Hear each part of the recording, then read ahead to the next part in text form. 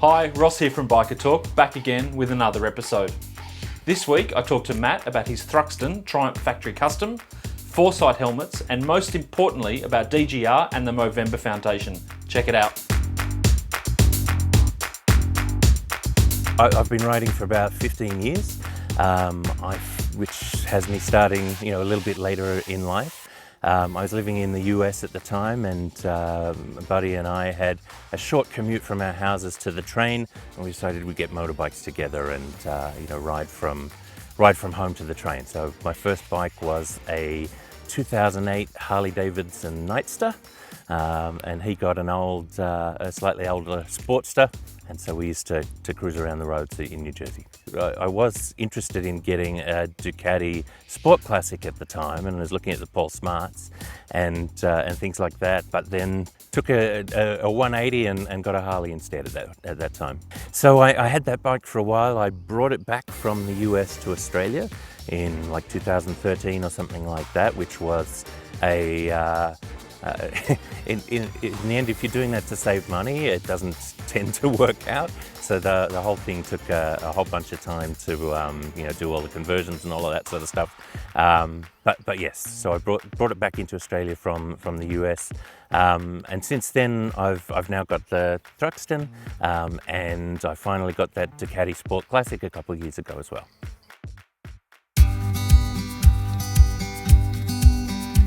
So the Thruxton, it was the first of the factory custom line that Triumph released in 2019.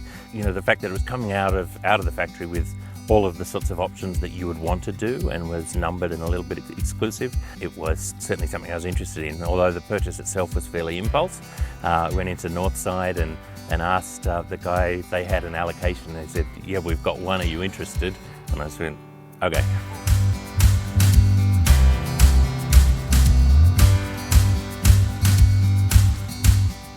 It's a nice smooth bike. It's very, it's got all of the sort of modern rider aids, that sort of stuff. So it's got the, I feel very safe on it. It's smooth, it's comfortable. It's a little bit different, which is great, but it's also in the cafe racer style, which is really nice. But then having a very different bike in the Sport Classic, although similar sort of style in the classic shape, it's a much more aggressive bike. The engine's a lot more aggressive. The throttle response is a lot stronger. It's louder, etc. So I feel like I've at the moment got a bit of a decent mix there, but you've always got your eye on the next bike.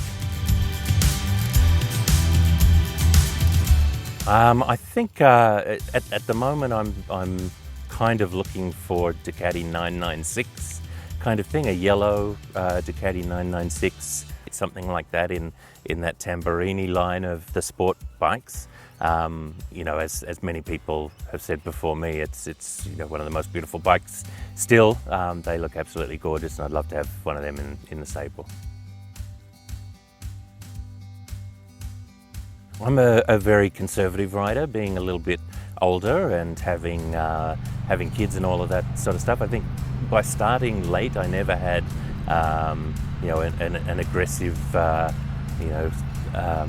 aggressive young rider period of my life, and so that's probably good from a self-preservation point of view. I'm not trying to set any lap records or anything like that. I just enjoy going for a nice steady ride.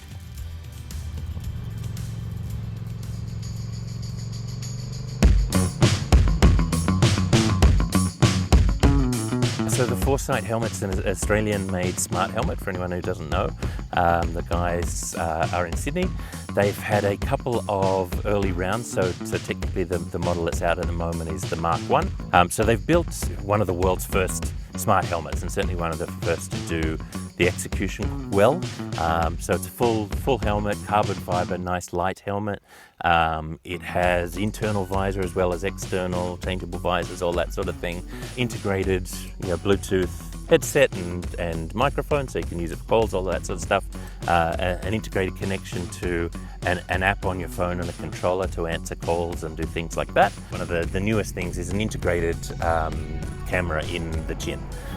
So you can have a camera rolling at all times, getting pretty good road footage in various different light conditions. And I think one of the things that they've done very well, and I think all of the people who have the helmets can kind of consider themselves a bit of a community. They've established a community and are definitely establishing a reputation for being very accessible for questions, issues, replacements, tech support, all of that sort of thing, and they are very much crowdsourcing ideas for the next evolutions.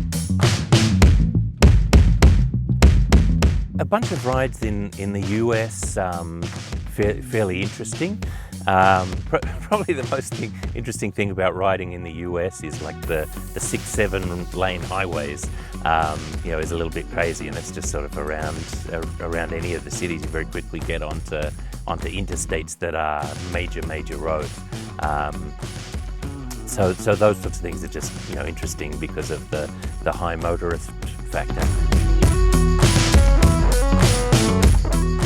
Some great looking rides in the US. I'd love to have the opportunity to go do a little bit of the Route 66 and cross country kind of thing on like a Harley Electra or one of those sorts of things, big cruiser bike, or to ride something like the Dragon's Tail. That'd be a real treat as well.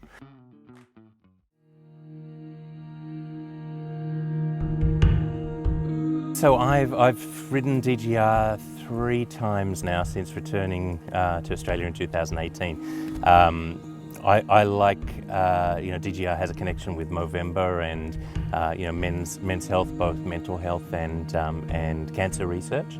That's a little personal to me. I had a cancer diagnosis in 2018 when I was in the US, had a pretty aggressive late stage cancer, stage 4 cancer detected.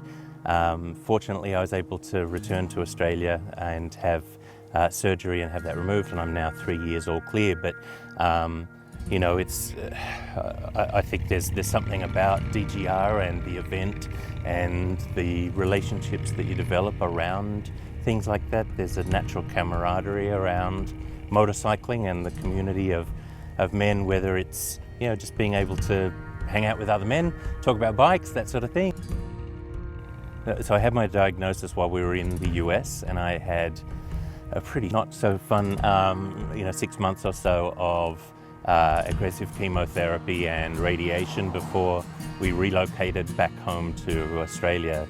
Through that time, I had pictures of motorbikes up in the room as sort of, as little motivators of when we get back to Australia and after the surgery, I'm going to buy, this bike and I'm going to enjoy it. And so certainly for me, buying a bike and getting back into motorcycling was a realization of that sort of, forward-looking, getting through it and being healthy on the other side kind of thing.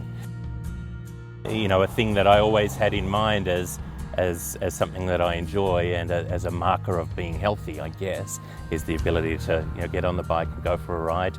Most people I'd ride with, they'd have no idea about any of these sorts of things. It's not necessary to talk about it, but because of the charities and groups that are involved around motorcycling, that there's a group of people who who care for one another, even if they don't know them. You've got the nods to the nods and waves to any motorcyclists as they're going past. There's sort of a mutual awareness and acknowledgement at the most basic level between people who share this interest, share this hobby. Oh, get in! It's a super fun event. Great way to meet a bunch of other motorcyclists if you don't know that sort of thing. I mean, part of the fun of it is getting all dressed up, and so everyone looks is styled like the event. So it's not just a bunch of people getting together and riding. There is an arresting visual, I think, for people who see all of those bikes riding past. So the awareness side of things is great. Fantastic event, fantastic fun, and I've met a lot of great people through it. It's nice to pull on the helmet and be isolated from not just the world immediately around you, but the world that's trying to reach you through your devices and computers and all of that sort of stuff.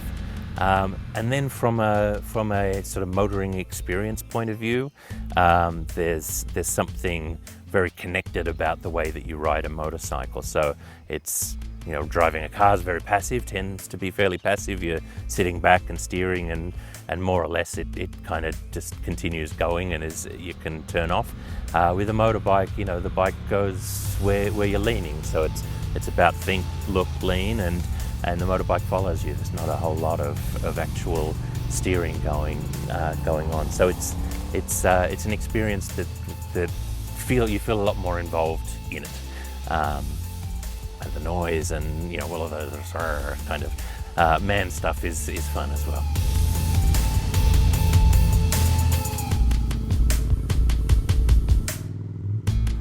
Thanks for watching, and if you like this episode, hit that like button. Our goal is to get to 1,000 subscribers by the end of the year. So if you haven't already, do us a favour and hit that subscribe button. And remember, you can't buy happiness, but you can ride a motorcycle, and that's kind of the same thing.